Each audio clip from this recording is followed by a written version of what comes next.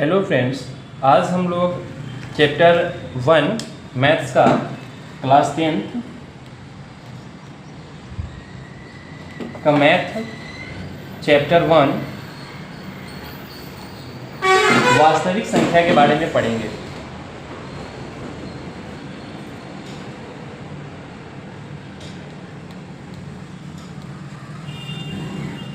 वास्तविक संख्या जिसको इंग्लिश में हम लोग रियल नंबर बोलते हैं।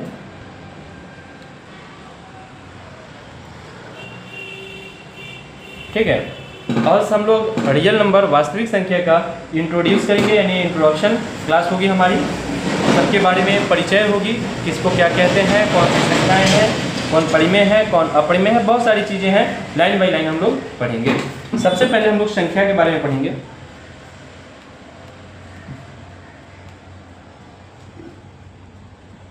संख्या को हम लोग इंग्लिश में क्या बोलते हैं? नंबर।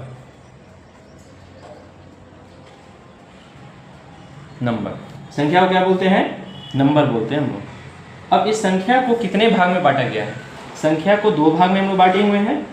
पहला संख्या वास्तविक संख्या,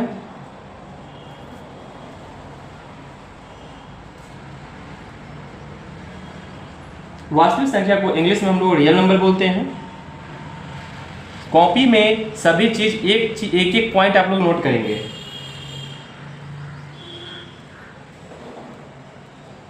रियल नंबर बोलते हैं। अब वास्तविक संख्या हो गई, वास्तविक संख्या के बारे में पढ़ लेते हैं, फिर हम लोग काल्पनिक संख्या पढ़ेंगे, क्योंकि ये दो पार्ट्स में लिख लेते हैं यहाँ पे। काल्पनिक संख्या दूसरा पार्ट इसका है काल्पनिक संख्या।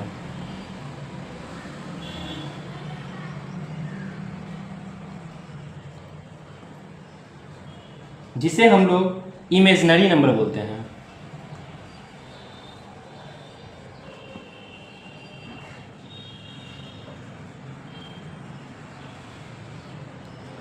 अब पढ़ेंगे हम लोग रियल नंबर में वास्तविक संख्या किसको कहा जाता है। देखिए, वैसी संख्याएं, जो भी संख्या है ना हमारे पास, जिस संख्या की उत्पत्ति हुई है, वह सभी संख्याएं वास्तविक संख्याएं होती है, बस एक रूट के अंदर माइनस छोड़कर। देखिए, जैसे कि हम लिख सकते हैं 2 लिख सकते हैं, -2 लिख सकते हैं एग्जाम्पल में, ठीक है ये सब।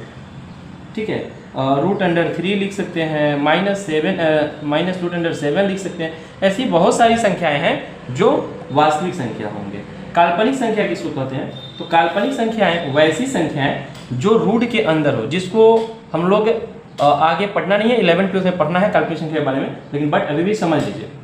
फॉर एग्जाम्पल में रूट के अंदर -3 हो, जिस रूट से बाहर ना हो सकेगा इस लोग, चाहे होगा भी लेकिन ये काल्पनिक ही होगा।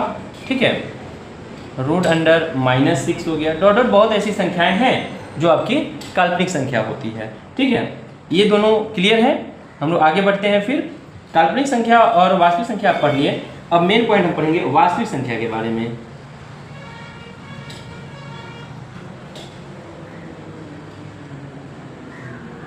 अब इसका इंग्लिश लिखने के तो कोई फायदा नहीं है, क्योंकि आप इसका वास्तविक संख्या का रियल नंबर आप समझ रहे हैं, है ना?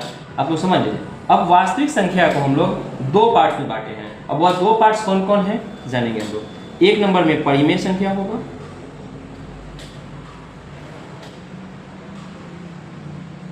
दूसरा नंबर होगा आपका अपरिमेय संख्या।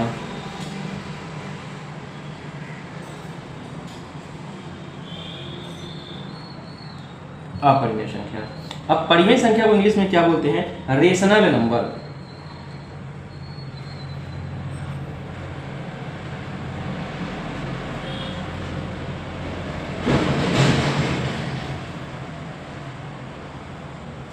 इसको अपरिमेय संख्या को इरेशनल नंबर।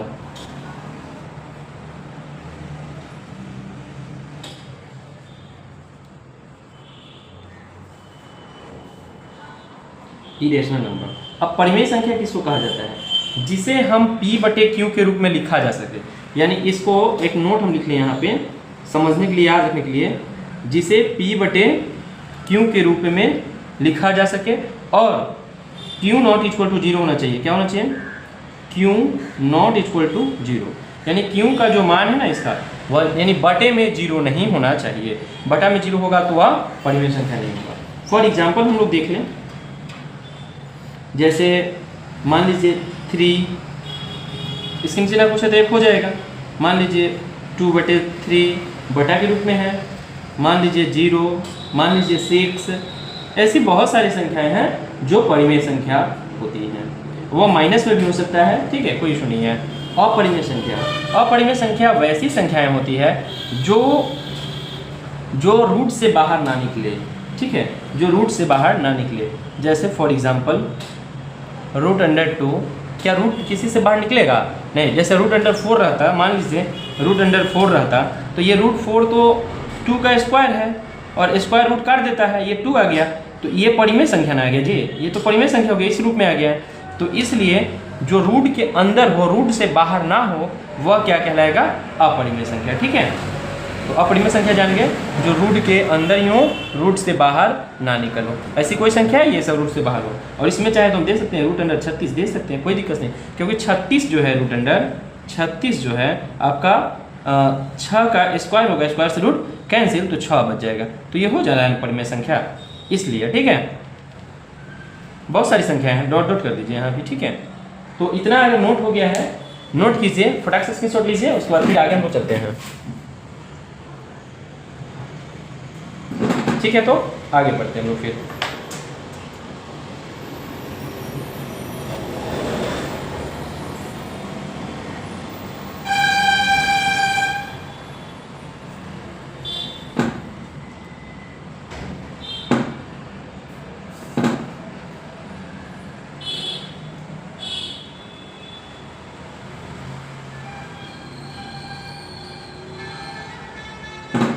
इससे काफ़ी टाइम लग रहा है, हाथ से ही कर देता हूँ, ठीक है। चलिए, हम लोग परिमेय संख्या और अपरिमेय संख्या सीख लिया हूँ। अब सीखेंगे परिमेय संख्या का दशमलव प्रसार। क्या सीखेंगे? परिमेय संख्या का दशमलव प्रसार।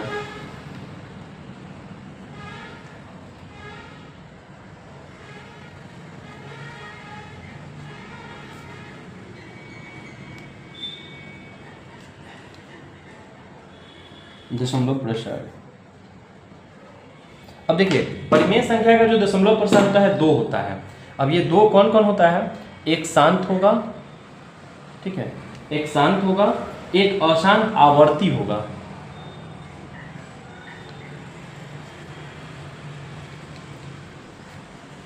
अशांत आवर्ती, ठीक है, शांत होगा, एक अशांत आवर्ती होगा, ठीक है।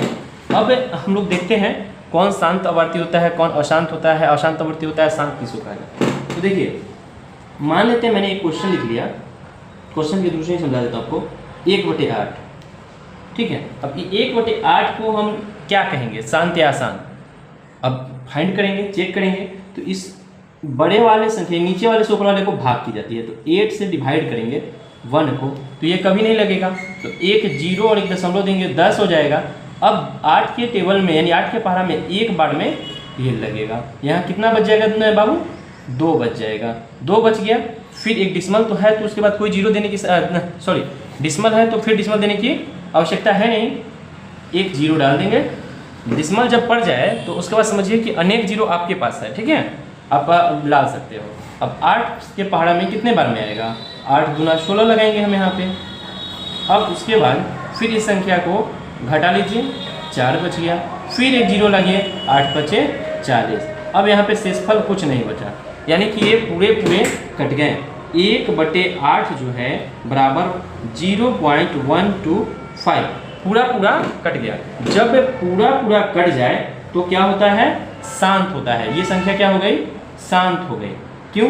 अगर नोट में आपको लिखना है तो लिख भी सकते हैं, नोट में अच्छा रहेगा। जो संख्या पूरा कट जाए, जो संख्या पूरा कट जाए, यानी विभाज्य हो जाए या विभाज्य हो जाए,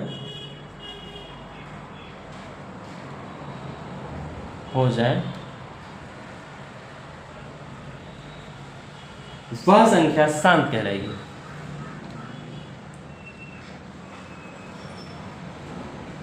ठीक है, वह शांत होंगे।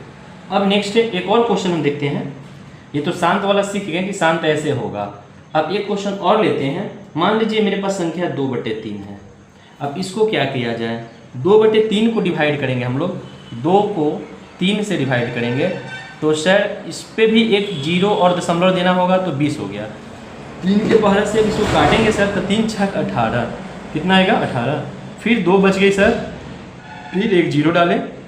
बताए थे ना जस्ट अभी कि अगर दशमलव डाल दिए हैं तो उसके बाद अनेक 0 है, हम बार बार भी 0 डाल सकते हैं।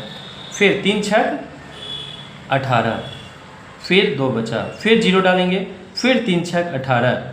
एक चीज़ देखने को मिल रहा है यहाँ पे आपको कि 6 6 बार बार आ रहा है, ये पूरा पूरा नहीं आ रहा है, बार बार 2 यहाँ आ रहा है और वहाँ 6 6। तो इसको लिख सकते हैं sir 0.666 dot dot dot dot, यानी कि सर ये कट नहीं रहा है, शेषफल 0 नहीं आ रहा है, तो ये अशांत आवर्ती है। क्या है ये संख्या? इस संख्या को हम लोग कहेंगे अशांत आवर्ती। अब यहाँ पे थोड़ा सा लॉजिक आएगा कि सर अशांत आवर्ती, इसमें भी संख्या के बाद आ रहा है, इसके भी, लेकिन ये क्यों? संख्या जो है ना बार बार रिपीट एक ही संख्या करे या 2 संख्या रिपीट करे तो अशांत आवर्ती हो जाता है, अशांत आवर्ती हो जाता है। क्या हो जाता है? नोट इसमें भी आप लिख लीजिए, याद रहेगा। जो संख्या बार बार रिपीट करे, यानी एक ही संख्या रिपीट करे, बार बार रिपीट करे, अशांत आवर्ती होता है। अशांत आवर्ती होंगे। क्या होंगे? अशांत आवर्ती होंगे। तो ये समझ में आया कि नहीं आया मुझे बताओ? अशांत आवर्ती कब होगा और शांत आवर्ती क्या होगा? शांत तब होगा जब पूरा पूरा कट जाए, शेषफल 0 बचे, ठीक है, तो वह हो जाएगा शांत। और अशांत में कटेगा बट रिपीट होते जाएगा, एक ही संख्या बार बार रिपीट होगा, तो वह कहलाएगी आपकी अशांत आवर्ती। कोई डाउट नहीं है? फिर हम लोग नेक्स्ट आगे बढ़ते हैं।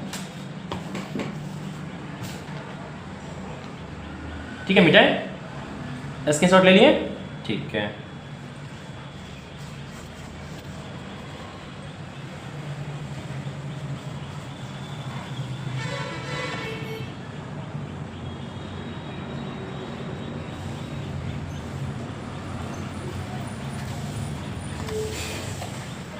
चलिए अब देखेंगे अशांत संख्या का दशमलव प्रसार क्या होता है। तो अशांत का भी देखेंगे, अभी शांत का देखे थे, अब अशांत का देखेंगे। अशांत संख्या का दशमलव प्रसार, तो इसका अशांत, अभी अशांत अभी देखे थे हम लोग परिमेय संख्या का, यहाँ देखेंगे अपरिमेय संख्या, सॉरी यहाँ पे अशांत बोल रहे थे, ठीक है, अपरिमेय बोल रहे थे, ठीक है, परिमेय ना देखे थे जस्ट, ठीक है, अपरिमेय देखना है हम लोगों को। हाँ, तो इसका दशमलव प्रसार क्या होगा? तो एक अशांत होगा, एक तो अशांत होगा और एक अशांत अनावृत्ति होगा। क्या होगा? अशांत अनावृत्ति होगा। इस संख्या का जो होता है एक अशांत अनावृत्ति होगा।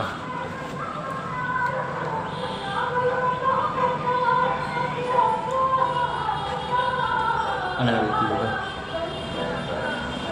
ठीक है। अब इसमें हम लोग सीखेंगे क्या क्या होगा अशांत अनावृत्ति में। अपरिमेय संख्या का दशमलव प्रसार हमेशा अशांत अनावर्ती होगा। अब कैसे होगा देखो, अशांत संख्या तो बता ही दिया आपको कि अशांत संख्या वैसी संख्या होती है जो रूट से बाहर ना निकले, और अनावर्ती एक होता है, वह कौन सी होती है? चलिए देखिए, मान लीजिए कि अपरिमेय संख्या हमने आपको बताया हूँ, अपरिमेय संख्या तो बता दिया हूँ कि अपरिमेय कौन होगा, परिमेय कौन होगा। मान लीजिए √2 हो गया, √3 हो गया, √5 हो गया, √5 हो गया, √7 हो गया। ये बहुत ऐसी संख्याएं हैं जो रूट से बाहर नहीं निकलेगी, वह क्या हो जाएगी? अशांत, ठीक है, अशांत होगी। और अशांत अनावर्ती कौन सी होगी? एक अशांत होता है और एक अशांत अनावर्ती होता है। अशांत अनावर्ती क्या, देखिए, जब √2, पहले हम एग्जाम्पल में क्वेश्चन में भी √2 ले लेता हूँ, ठीक है। √2 का मान आपको याद होगा 1.4142 होता है। √2 का मान 4142 होता है, ठीक है, 42 होता है डॉट डॉट। तो इसकी जो बात है 1.4142 ये कैसे आता है, ये आपको आता है निकालने? नहीं आता है, ठीक है। तो पहले सीखिए, 2 को लिख लेंगे, फिर इसे ऐसे रखेंगे और ऐसे। ये कितने संख्याएं हैं, ये कितनी संख्याएं हैं? तो सर एक ही संख्या है। तो हम ऐसा कोई संख्या जो स्क्वायर से कटे, जैसे 1 का 1 स्क्वायर होता है, 2 का 4, 2 का 4 हो गया तो 2 नहीं लगेगा, 1 का हम लगा सकते हैं, 1 का लगाएंगे तो 1 इकाई 1 आ गया, और 2 में से 1 घट गया 1 आ गया। और इस संख्या को ऐड करते हैं हम लोग, ठीक है, यहाँ पे ऐड करेंगे 1 1 2 लिख दिए। अब ये 2 से 1 को डिवाइड नहीं कर पाएगा तो हमें एक 0 बैठाना पड़ेगा। अब वह 0 कैसे बैठेंगे सर? तो सबसे पहले हम 1 से लगाए थे तो 1 को लिख लिए, और उसके बाद अब क्या लगाएंगे? तो कहने का मतलब है कि 0 लगेगा यहाँ पे, तो एक डिसमल देंगे तभी ना 0 डालेंगे सर। हाँ 0 डालेंगे तो 2। अगर एक भी संख्या यहाँ डालते हैं ना तो ये 21 हो जाएगा। अगर एक भी डालते हैं तो 21, तो 21 के पर हम 10 नहीं है, बड़ा चाहिए संख्या ना, छोटी संख्या हो रही है, तो एक और 0 डाल देंगे, ठीक है, क्योंकि दशमलव के बाद हमारे पास अनेक 0 है ना। तो अब 100 हो गया। अब यहाँ पे हम कितना से लगाएं जो कि पूरा पूरा ये कटे? तो सर 4 से लगा देते हैं। 4 से लगाइएगा तो यही 4 जो यहाँ लिखे हैं वही 4 यहाँ भी आएगा। 4 चौका 16, 4 दूना 8, 96 हो गया। कोई डाउट? कितना से लगाए हैं? 4 से, तो यह 4 हमारा यहाँ भी होगा। अब इस 4 को जोड़ेंगे इधर 8, और 4 2 का 2, और यहाँ पे इसको घटा लीजिए। 10 में से 6 गया 4, एक हासिल लिया 9 में से 0, और 1 का 1 बचा, है ना। सॉरी 1 नहीं होगा, सीधा 4 हो जाएगा, ठीक है। अब यहाँ पे क्या करें? अब इसके आगे कितना लगा है सर? अब यहाँ पे दशमलव में 1 0 देंगे तो 28 हो गया। तो इस 28 को, तो 28 से इकाई 28 एक बार में लगेगा। तो यहाँ 1 भी लिखते हैं तो 3 अंकों की संख्या बनती है। अगर 0 लिखते हैं तो भी 3 अंक, 1 लिखते हैं तो 3 अंक, ये 2 अंक का संख्या है तो इसको हमको 3 अंक की संख्या बनाना पड़ेगा, है ना। 3 अंक की संख्या बनाना पड़ेगा। तो अब कितना से लगाए सर? यहाँ 1 और 4 से लग चुकी है। अगर 1 लिखते हैं तो 281, 2 लिखते हैं तो अधिक संख्या हो जाएगी, तो 1 ही लगाना होगा। 1 से लगाएंगे तो 1 इकाई 1 यानी कि 281 ही आएगा, और यहाँ भी 1 लिख देंगे। उसके बाद इसको घटाएंगे हम लोग, इसको तो जोड़ लेते हैं, 1 1 2, 8 का 8 और 2 का 2, और इसको घटाएंगे तो 10 में से 1 गया 9, 9 में से 8 गया 1, 3 में से 2 गया 1, नो डाउट। अब फिर आगे हम लोग बढ़ सकते हैं। अभी फिर चाहेंगे तो एक संख्या और बढ़ाएंगे, तो अगर 4 अंकों की संख्या हो रही थी, मेरे पास 3 अंक का है, 4 अंक बढ़ाएंगे, अगर एक भी नहीं तो 4 यहाँ 1100 या 2000, फिर भी कम जाए तो एक और 0, यानी कि ऐसे करते करते हमारा संख्या अभी और बढ़ेगा, यानी कि 4 आएगा, फिर 2 आएगा, डॉट डॉट ये कटेगा ही नहीं। हम लोग अप्रॉक्सीमेट 1 से 2 मान निकाल लेते हैं, उसके बाद छोड़ देते हैं। हम इतना पर भी लिख के छोड़ देंगे ना डॉट डॉट करके, तो कोई गलत नहीं होगा, हम लोगों का सही होगा। बताइए ये समझ में आया ना। तो √2 का मान क्या आया? 14142 आया है ना। अब देखिए डॉट डॉट आया है, यानी कि इसमें दशमलव के बाद की संख्या जो होगी सब अलग अलग होगा। इसमें दशमलव की बाद की संख्या सब अलग अलग होगा, इसलिए अशांत अनावर्ती कहते हैं। अगर दशमलव की बाद की संख्या एक ही आता, मतलब कि 4 है तो रिपीट 4 ही करता, 6 है तो 6 ही करता, 3 आता 3, तो अशांत आवृत्ति होता है, ठीक है। तो इसका भी नोट हम लोग लिखेंगे। आप लोग इसको बना के चेक कीजिएगा, √3 का, √5 का, √7 का, ठीक है, बन जाएगा। अब देखिए इसमें क्या हो रहा है कि संख्या रिपीट नहीं कर रहा है, अलग अलग राशि आ रहा है। तो दशमलव के बाद जो भी संख्या आएगा लिखेंगे इसके लिए, दशमलव के बाद की संख्या क्या कहलाएगा? अलग अलग हो, अलग अलग क्या होंगे? अलग अलग।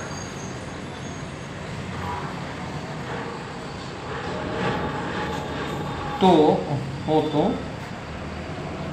अनावृत्ति कहलाता है, अशांत अनावृत्ति, ठीक है।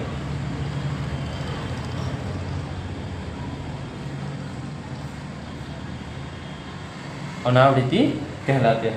चलिए ये हो गया है तो नोट कर लीजिए, फिर हम लोग भिन्न में जाएंगे। हो गया तो स्क्रीनशॉट ले लीजिए, ठीक है।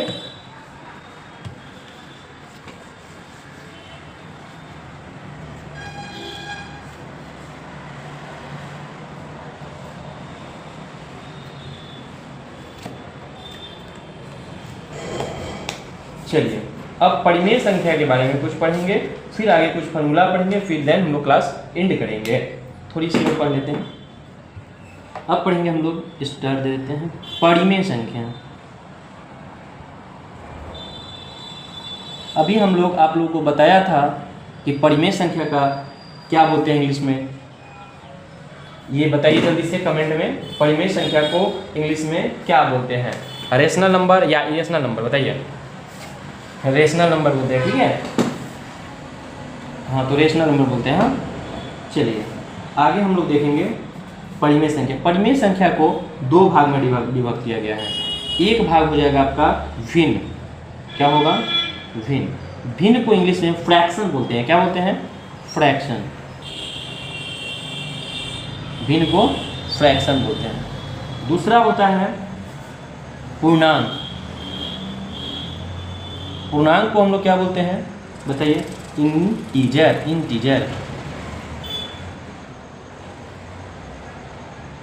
इंटीजर, ठीक है। अब देखिए परिमेय संख्या को दो भाग में बांटा गया, एक भिन्न का रूप में और एक पूर्णांक के रूप में। अब भिन्न क्या है?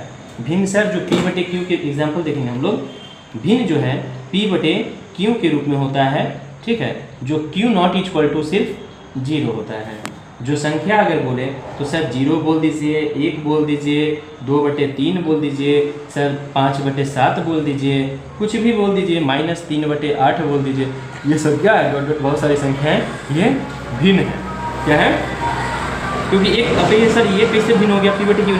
सर इसके नीचे हम 1 लिख सकते हैं ना, इसलिए ये लिखे हैं। कोई संख्या ये क्या मैंने 4 लिख दिया, ये नहीं होगा, ये भी होगा। इसके नीचे भी कुछ लिखा जा सकता है सर, इसके नीचे 1 लिख सकते, ये भी भिन्न है, फ्रैक्शन में है, ठीक है। चलिए ये क्लियर है। तो अब हम लोग पूर्णांक समझते हैं।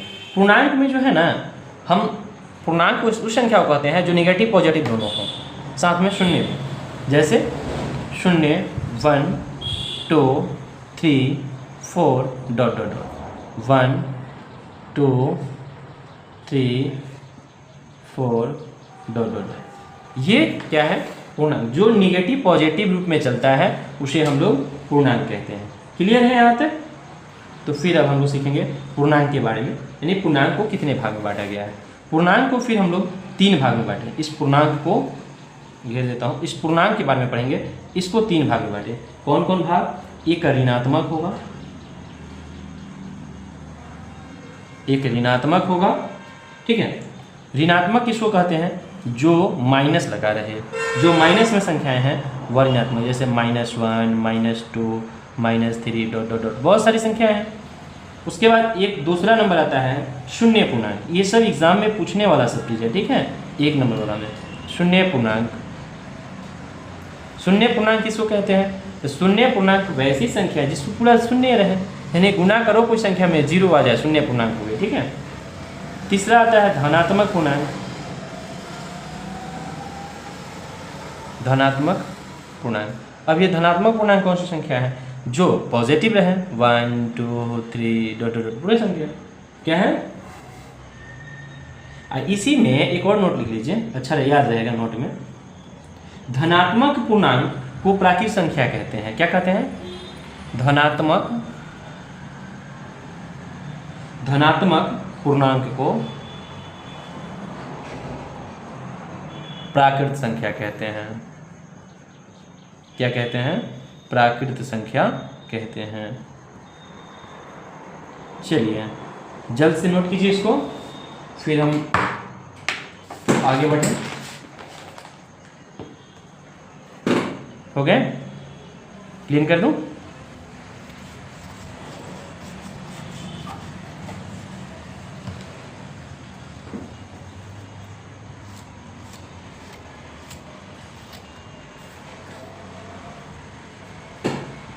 चलिए अभी हम लोग पूर्ण संख्या सीख लिए हैं। अच्छा पूर्ण संख्या नहीं सीखे, सॉरी, पूर्ण संख्या बता दूं। आपको पता होगा पूर्ण संख्या किसे कहते हैं? पूर्ण संख्या किसे कहते हैं बोलिए? जो प्राकृत संख्या में 0 इंक्लूड, जैसे प्राकृत संख्या हमको पता है 1, 2, धनात्मक संख्या को ही प्राकृत संख्या कहते हैं। 1, 2, 3, 4, 5 ... और इस संख्या में हम 0 इंक्लूड कर दें। देखिए पूरा लिखवाने की जरूरत नहीं है, अब छोटे बच्चे आप नहीं होंगे तो आप लोगों को लिखवाया जाए, ठीक है, रटाया करा जाए। आपको समझना है, प्राकृत संख्या में 0 इंक्लूड कर देंगे, वह संख्या बन जाएगी पूर्ण संख्या। क्या बन जाएगी? पूर्ण संख्या। दूसरा स्टेप में सम संख्या को जानेंगे। सम संख्या, सम संख्या को इंग्लिश में क्या बोलते हैं? Even number. इवन नंबर, ठीक है। अब इवन नंबर को कौन, सम संख्या किसको कहते हैं? सर सम संख्या वैसी संख्या को कहते हैं जो 2 से पूरा पूरा कट जाए, क्या शेषफल 0 हो। तो मान लीजिए 0 हो जाएगा, 2 हो जाएगा, उसके बाद 4 हो जाएगा, 6 हो जाएगा, डॉट डॉट। सम संख्या का मतलब होता है जो 2 से पूरा पूरा कट जाए, क्या। तो अब बताइए इसमें 2 क्या प्लस माइनस होगा? प्लस माइनस होगा 4, प्लस माइनस होगा 4। जी सर, पहले प्लस पढ़े थे सर, माइनस में भी सम संख्या होती है, ठीक है, याद रखिएगा, माइनस में भी सम संख्या होती है। अब हो गया विषम संख्या।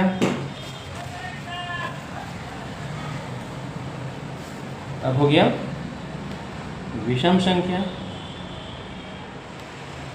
जिसको हम लोग ऑड नंबर बोलते हैं, ऑड नंबर। अब ऑड नंबर कौन सी होगी? विषम संख्या सर वैसी संख्या जो 1 से 2 से डिवाइड करे बट शेषफल 1 बचे। बहुत सारी संख्या है सर, प्लस माइनस में भी होगा G1, plus minus 3, plus minus 5, dot dot dot, बहुत सारी संख्या ऐसी, क्या। अब एक आती है आपकी अभाज्य संख्या, अभाज्य संख्या।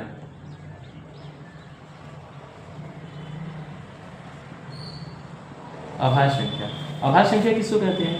अभाज्य संख्या वैसी संख्या, अभाज्य संख्या या रूट संख्या एक ही होता है, ठीक है, अभाज्य संख्या या रूट संख्या बोलो, एक ही संख्या होता है, ठीक है। एक और स्वयं से कटता है वही होता है आपका अभाज्य संख्या। एक, ये लिख लेते हैं, नोट अच्छा रहेगा, एक और स्वयं से, यानी एक और स्वयं से कटता है तो क्या होगा? यानी विभाज्य हो, विभाज्य हो, ठीक है। तो वह हो जाएगा आपका अभाज्य संख्या या रूट संख्या। जैसे में हम आपको बता दें, एग्जाम्पल में दे दें, 2 हो गया, 1 से कटेगा और अपने से कटेगा। 3 हो गया, 1 से कटेगा, अपने से कटेगा। 5 हो गया, 1 से कटेगा, अपने से कटेगा। 7 हो गया, 1 से कटेगा, अपने से। ऐसी बहुत सारी संख्याएं आपको मिल जाएगी, ठीक है।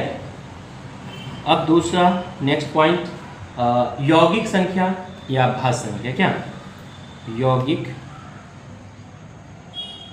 संख्या या भाज्य संख्या।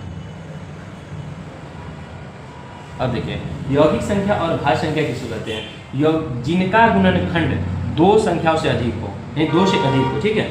इसको एग्जाम्पल हम लिख लेते हैं, गुणनखंड 2 से अधिक हो। ये याद रखने के लिए मैंने लिख रहा हूँ, कोई मैं आप लोगों को ये नहीं बता रहा हूँ सर, ठीक है। 2 से अधिक हो तो एग्जाम्पल के लिए हम लोग समझ सकते हैं, सर 4 हो सकता है, 4 1 के पारा में भी आएगा, सर 2 के पारा में भी आएगा और 4 के पारा में भी आएगा। उसके साथ साथ सर 6 लिख सकते हैं जी, 1 के पारा में आएगा, 3 के पारा में आएगा, 6 के पारा में आएगा, क्या। उसके बाद सर और ऐसी बहुत सारी संख्याएं हैं, सर 8 होगा, ये सब नोट कर लीजिएगा समझने के लिए। 8 हो गया, 9 हो जाएगा, 10 हो जाएगा सर, 12 हो जाएगा, डॉक्टर बहुत ऐसी संख्या है। जैसे 12 ही को तोड़ के देख लेते हम लोग। 1 के पारा में भी है, 2 के पारा में भी है, 3 के पारा में होगा, 4 में होगा, 5 में नहीं होगा, 6 में होगा, 7 8 में नहीं होगा, 9 10 11 12 में। तो देखिए ये 2 से अधिक गुणनखंड हुआ कि नहीं? 2 से अधिक गुणनखंड। अगर 2 गुणनखंड हो रहा है तो अभाज्य संख्या और रूट संख्या हो जाएगा, और 2 से अधिक हो रहा है तो यौगिक और भाज्य हो जाएगा, ठीक है। नोट कीजिए, स्क्रीनशॉट लीजिए, फिर हम लोग आगे बढ़ते हैं। हो गया?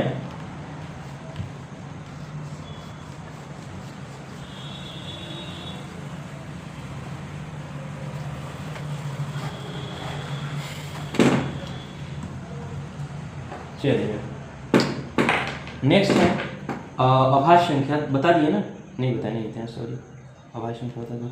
अभाज्य संख्या किसको कहते हैं?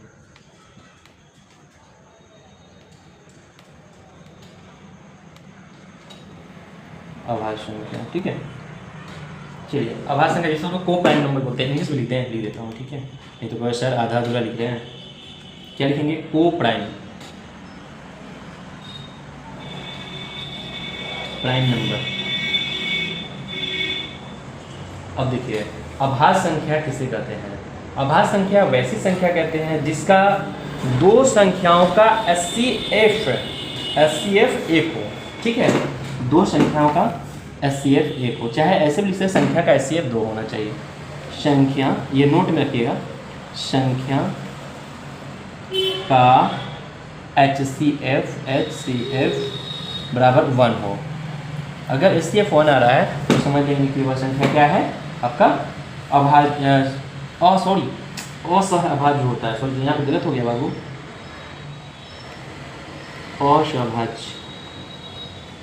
असहभाज्य संख्या, ठीक है। असहभाज्य संख्या होती है जिसको को प्राइम नंबर बोलते हैं। संख्या का HCF 1 हो, क्या, जैसे कोई एग्जांपल हम लोग ले लें तो 4 ले लिए और इसमें ले लीजिए आप, इसके साथ 9 ले लीजिए, ये दोनों का HCF निकालिएगा तो कितना आ जाएगा, 1 आएगा, ठीक है। निकाल के देख दें, देखिए 9 है, 4 है, 4 दूना 8, 1 बच गया ना, हाँ, तो इसका HCF 1 से काटेंगे फिर किसको, 4 को, तो 1 से 4 कितने बार में, 4 बार में कट जाएगा सर, देखिए आया ना 1। जो संख्या का HCF 1 आ जाए वह संख्या असहभाज्य संख्या कहलाती है। जैसे एक और एग्जांपल देख लेते हैं हम लोग, 4 से 25, इसको बना के आप देखिएगा, ठीक है, इस क्वेश्चन को बनाइएगा। दूसरा और 2 से 3 दे देते हैं, और इसका एक शॉर्ट ट्रिक भी है बाबू, अगर HCF अगर ऐसे 1 नंबर वाला में दे रहा है आपको तो ऐसे बना दो, जैसे मान लीजिए 4 और 25 है ना, 4 और 25, तो इसको हम दोनों का घटा देते हैं, कितना आ गया 21, 21 कितना से कटेगा, 1 से कटेगा और 21 से कटेगा, तो 21 तो बड़ी संख्या होगी ना, और अभाज्य 21 से क्या ये दोनों संख्या कटेगी, नहीं कटेगा, लेकिन 1 से ये दोनों संख्या कट जाएगा, तो अभाज्य संख्या क्या हो गया, 1। बहुत इजी प्रोसेस ये वाला है, ठीक है, शॉर्ट ट्रिक है, ठीक है।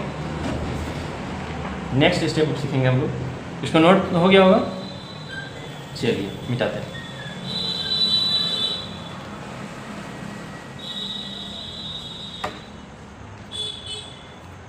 अब देखिए, एक जानते होंगे हम लोग, अब चैप्टर में आ ही रहेंगे, चैप्टर आज स्टार्ट नहीं करेंगे, चैप्टर कल से स्टार्ट होगा, ठीक है, सेकेंड क्लास से। भाजक, आप जानते होंगे एक होता है भाजक,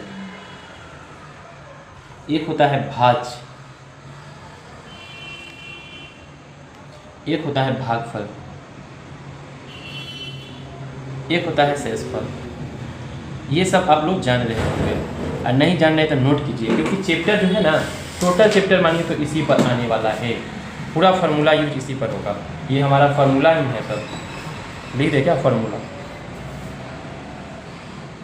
हाँ लिख दे,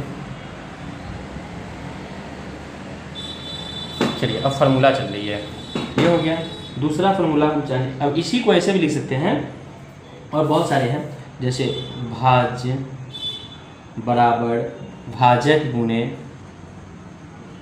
भागफल प्लस शेषफल। दूसरा फार्मूला, और इसी को ए बराबर बी क्यू प्लस आर बोलते हैं, ठीक है, इसी को हम लोग ए बराबर बी क्यू प्लस आर बोलते हैं, ठीक है। एक और फार्मूला दे देते हैं आपको, भाजक बराबर, ठीक है, भाज्य माइनस शेषफल बटे भाजक। उसके बाद और दे दिया आपको, शेषफल बराबर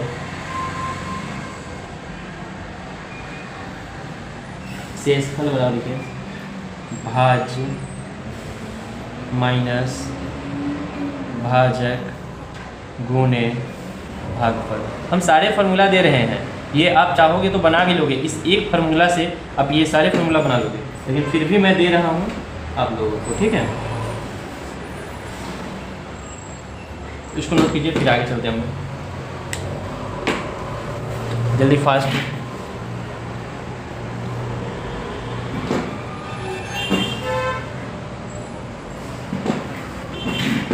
चलिए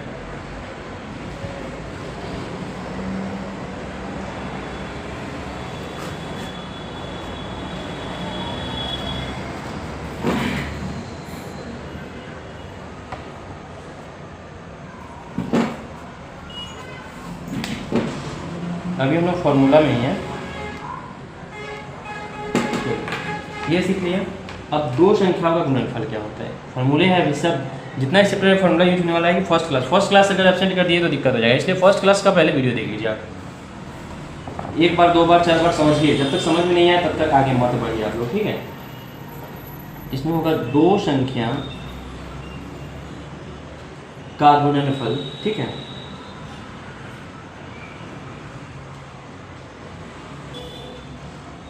बराबर मसा गुने लसा, मसा गुने लसा, या इसी को आप कह सकते हैं ए गुने बी बराबर एस सी एफ गुने एस सी एफ गुने एल सी एम। कई तरह से क्वेश्चन आपसे पूछता है, ठीक है, इसलिए बता रहे हैं। इसी में पूछ देगा आपको ए बराबर पूछ दिया तो बी गुना में सर भाग में चला जाएगा, एच सी एफ गुने एल सी एम बटे बी। अब यही पूछ देगा बी बराबर, यानी कि इसको हम पहली संख्या भी कह सकते हैं, ए जो है ना, ए को हम पहली संख्या भी कह सकते हैं, पहली संख्या, और बी को दूसरी संख्या कह सकते हो, कोई दिक्कत नहीं है, ये भी याद रखिएगा आप, ठीक है। अब बी बराबर आपसे पूछ दे तो याद रखिए, इससे बी नहीं बनेगा, आप इससे बनाइएगा तब ये जल्दी बनेगा। बी पूछा तो बी को रख लिए, ए को हटाएंगे क्या, तो पहले एच सी एफ गुने एल सी एम, वो तो अपना स्थान पे रहेगा ना, यहाँ से बी रह गया, ए हटेगा, ए कहा जाएगा भाग में। बताइए यहाँ पे क्लियर है। और एल सी एम बराबर पूछ दे तो ऐसे ही एल सी एम बराबर पूछ दे तो एल सी एम रहेगा ए गुने बी ऊपर रहेगा, अब बटे में एच सी एफ हो जाएगा। वैसा ही एच सी एफ बराबर, अब यहाँ पे क्या करेंगे, ए गुने बी बटे एल सी एम। ये सारे फार्मूला है हमारे, फार्मूला पूरा इंड हुआ। इंट्रोडक्शन क्लास जो था, इंट्रो क्लास चैप्टर 1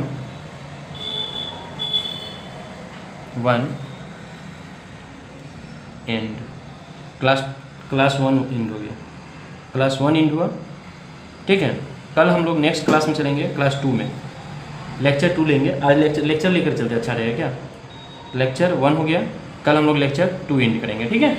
तो आप लोग चैनल को सब्सक्राइब कर लीजिए, लाइक कीजिए और शेयर भी कीजिए, जो भी बच्चों को पढ़ाई करनी है, ठीक है। मैं रेगुलर मोड में तभी पढ़ाऊँगा जब आप हमारे साथ आपके प्यार मिले, ठीक है। धन्यवाद, सब्सक्राइब करना मत भूलिए आप लोग।